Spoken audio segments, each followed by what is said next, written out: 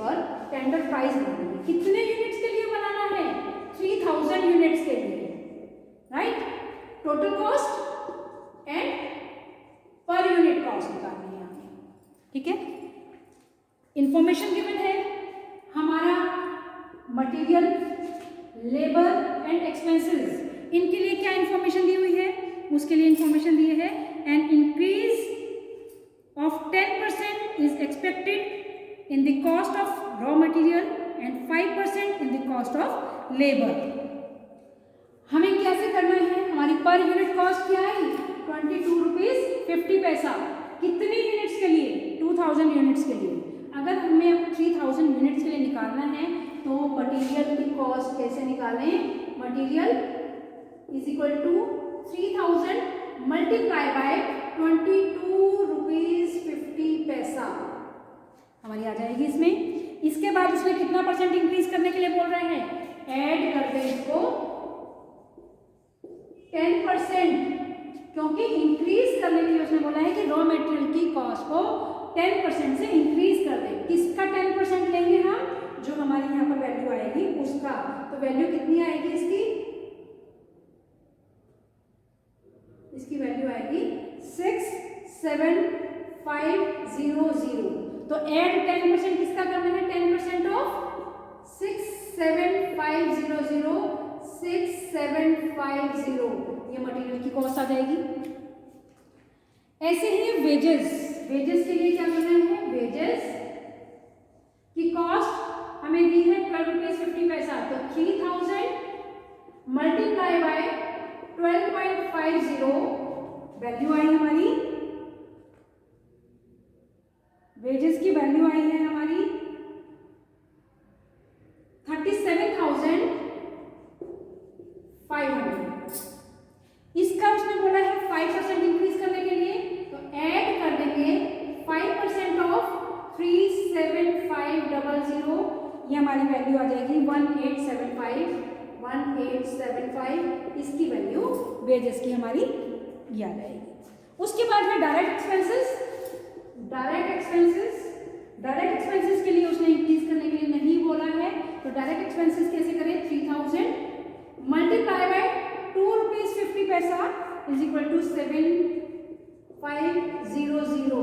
तो इनकी वैल्यू आई है हमारी 74250 39375। तो ये अब हमारी आ गई प्राइम कॉस्ट। ये प्राइम कॉस्ट आई है हमारी 3000 यूनिट्स के लिए। कितनी आई है? 1,21,125, ठीक है। उसके बाद फैक्ट्री ओवरहेड्स। फैक्ट्री ओवरहेड्स से बोला 7000 हमारे पास फिक्स है। 7000 फिक्स में उसने बताया कि 2000 रुपीज को ऐड करना है। फैक्ट्री ओवरहेड में 2000 रुपीज को हमें फिक्स में इंक्रीज करना है। Factory overhead 7000 plus 2000 is equal to 9000 rupees, right. Variable कितना आएगा? 3000 हमारा है इसमें वेरिएबल के लिए 3000 है, तो 3000 में उसने बताया हमें कितना ऐड कर दें हम? 3000 के में हमें वेरिएबल कॉस्ट के लिए 3000 यूनिट्स के लिए बताया है उसने कि कितना ऐड करेंगे। हमारी पर यूनिट कॉस्ट आई है इसकी, अगर हम 3000 की अलग से निकालें, 3000 की कॉस्ट आई 2000 आउटपुट के लिए, हमें 3000 आउटपुट के लिए चाहिए, 3000 आउटपुट के लिए चाहिए। तो अब हमारी कॉस्ट आएगी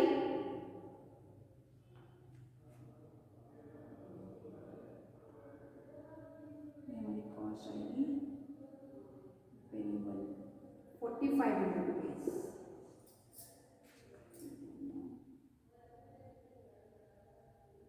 4500 रुपीज, तो 4500 रुपीज हमारी वेरिएबल कॉस्ट आ गई। हमने प्राइम कॉस्ट में फिर फैक्ट्री ओवरहेड को ऐड कर दिया, तो हमारी आ गई वर्क कॉस्ट। वर्क कॉस्ट हमारी कितनी आई है? 1,34,625 रुपीज, ठीक है। एडमिनिस्ट्रेशन ओवरहेड्स एडमिनिस्ट्रेशन ओवरहेड्स के लिए उसने हमें इंक्रीज करने के लिए कुछ बोला नहीं है। एडमिनिस्ट्रेशन ओवरहेड के लिए पूरी इंफॉर्मेशन में हमें सिर्फ यही बताया था कि इसका जो रेशियो है वो 40:60 है, ठीक है। तो इसमें हमारे फिक्स कितने हैं administration overheads? Administration overhead, administration expenses fix है हमारे 8,000 रुपीज का 60% 4,800 रुपीज। तो 4,800 रुपीज हमारे फिक्स हैं जो चेंज नहीं होंगे, तो 48 को ऐसे एज इट इज लेना है। 3,200 रुपीज हमारे वेरिएबल है, 3,200 रुपीज वेरिएबल हैं। ये एक्सपेंस है हमारे 2,000 यूनिट्स के लिए। देखो यहाँ पर हम ये क्या कैलकुलेशन कर रहे हैं, जो हमने पर यूनिट कॉस्ट निकाली इनकी या तो अलग अलग निकालनी, नहीं तो हमें क्या करना है कि वेरिएबल एक्सपेंसेस जैसे 3,000, अब मैं फैक्ट्री ओवरहेड्स पे दोबारा आ रही हूँ, 3,000 यूनिट्स 2,000 यूनिट्स के लिए वेरिएबल कॉस्ट फैक्ट्री ओवरहेड हमारी 3,000 रुपीज थी। तो एक यूनिट का निकालना है तो 3,000 डिवाइडेड बाय 2,000, तो हमारी ये पर यूनिट कॉस्ट आ जाएगी। ऐसे ही हमने यहाँ पर किया 3,000 रुपीज हमारी एक्सपेंस है, 2,000 यूनिट्स के लिए हैं, तो एक यूनिट की कॉस्ट आ गई। जो एक यूनिट की कॉस्ट आई मल्टीप्लाई बाय 3,000 कर दिया, क्योंकि 3,000 यूनिट्स का प्रोडक्शन कर रहे हैं हम, तो 3,000 रुपीज आ गया। तो हमारी टोटल कॉस्ट आ गई 4,500 रुपीज। सेम एज फिक्स तो फिक्स ही रहेंगे, चेंज ही नहीं है, क्योंकि इंक्रीज डिक्रीज उसने कुछ बोला नहीं है। वेरिएबल 3,200 रुपीज हमारी कॉस्ट आई थी एडमिनिस्ट्रेशन एक्सपेंसेस 2,000 यूनिट्स के लिए। 3,200 2,000 के लिए तो एक यूनिट की कॉस्ट आ गई। हमें निकालनी कितने यूनिट्स के लिए है? 3,000 के लिए। तो ये कॉस्ट हमारी आ जाएगी 4,800 रुपीज। तो हमारा टोटल एक्सपेंस हो गया ये एडमिनिस्ट्रेशन 9,600। तो अब हमारी कॉस्ट ऑफ प्रोडक्शन हमारा आ गया 1,44,225 रुपीज। अब हमारे सेलिंग एक्सपेंसेस हैं। सेलिंग एक्सपेंसेस में 50% फिक्स एंड 50% वेरिएबल है। इसने हमें कुछ इंक्रीज डिक्रीज करने के लिए बोला है। उसने कहा है कि फिक्स जो 2,000 रुपीज हैं, सेलिंग एक्सपेंसेस 2,000 जो फिक्स हैं उसमें 50% इट मीन्स 1,000 रुपीज हम और इंक्रीज कर दें तो ये 3,000 आ गया। वेरिएबल कॉस्ट का उसने हमें ऐसा कुछ इंफॉर्मेशन नहीं दी है, तो वेरिएबल कॉस्ट के लिए 2,000 रुपीज का एक्सपेंस हुआ 2,000 यूनिट्स के लिए, तो 3,000 के लिए कितना हो जाएगा? 3,000 रुपीज, राइट। ये हमारा आ गया टोटल कॉस्ट।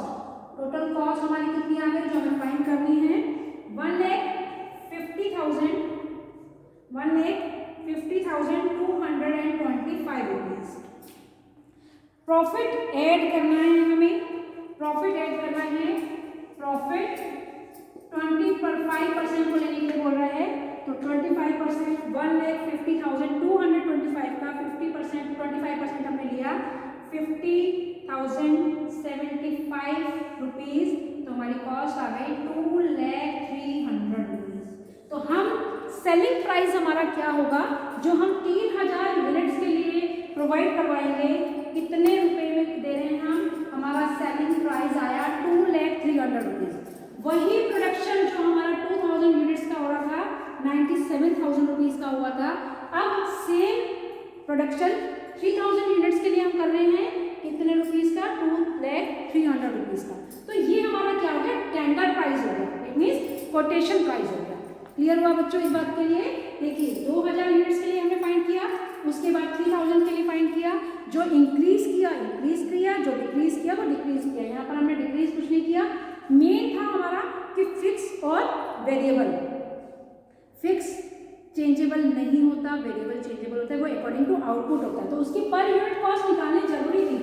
वेरिएबल कॉस्ट की पर यूनिट कॉस्ट निकालनी मस्ट होती है, फिक्स कॉस्ट को नहीं। फिक्स कॉस्ट हमारी जितनी है वही रहेगा, उसमें अगर इंक्रीज हो रहा है तो हो रहा है, नहीं हो रहा है तो नहीं हो रहा है।